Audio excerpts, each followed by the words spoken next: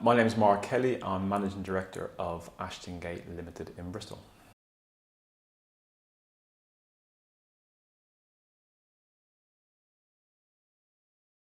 I suppose the context of that question was around design.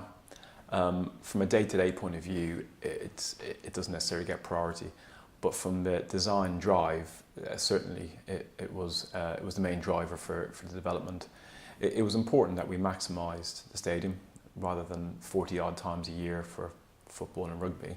The brief is a 365 operation, and also return on investment and sustainability. So very much overused words, but has come through to fruition really for the first 18 months of trading.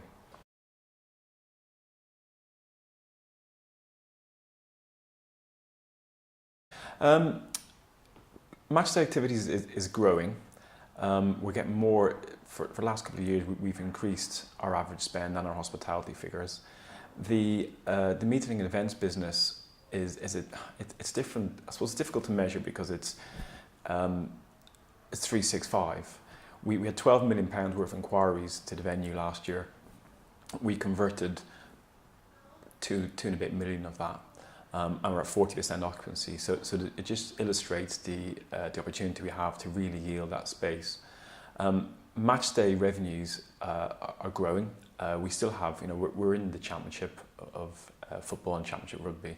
So it was built as Premiership and Premier League stadiums. So we still have a lot of space to be able to maximise that revenue. But we're very pleased with where we are at this moment. But it's difficult to compare, I suppose. It's difficult to contextually compare because if you throw ticket revenue and everything in, it's obviously Matchday would be superior. But from a context of utilising of space, meeting events yields better.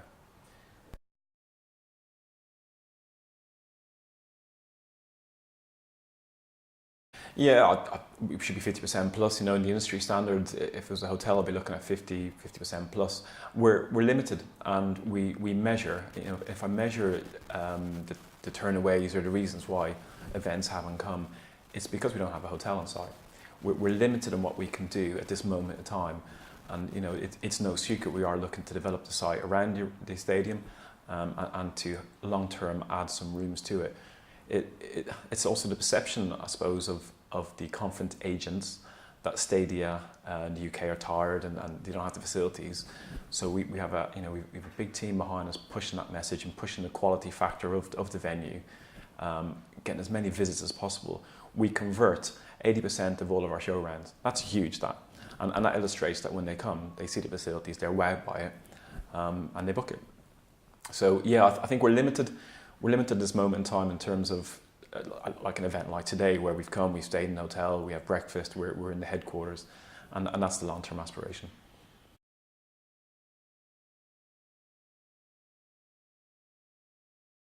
Yielding space. I've just come out of a presentation where the speaker actually said in America, it's not about your capacity anymore, it's about the right type of seats. And that's very much a hotel thinking. You have the right type of rooms, you can upgrade, so you can have your superior suite, you can have your next room down, your exclusive room, you can have your basic room, and it's an opportunity to yield at every level.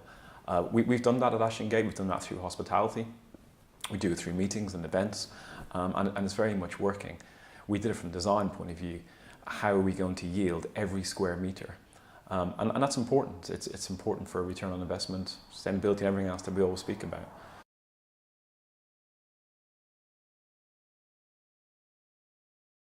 Sure. I think first and foremost space, and cost of development. The cost for a 15,000 seat arena compared to a 4,000 again is hugely different and vast, as it would be because you're paying by seat. And again, looking at some of the presentations this morning, the arena in Denmark, 180 million euros. There's huge investments going into, and that's a 16,000 seat. It's utilisation, and again, nobody wants to build, or we certainly want to build a white elephant which is empty. And so, a sweet spot of 4,000, 5,000, 6,000, more uses.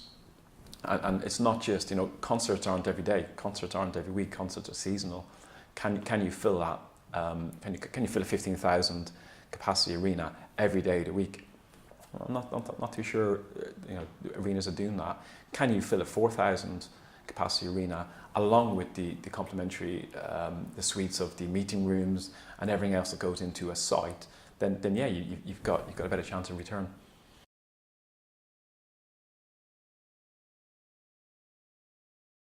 I hope it does, and the appetite in Bristol from all of us is that absolutely.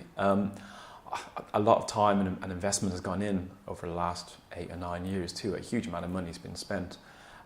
My personal feeling that it will. I'm not too sure it'll be in the centre of Bristol, and something out in the outskirts in an area that needs development should be encouraged.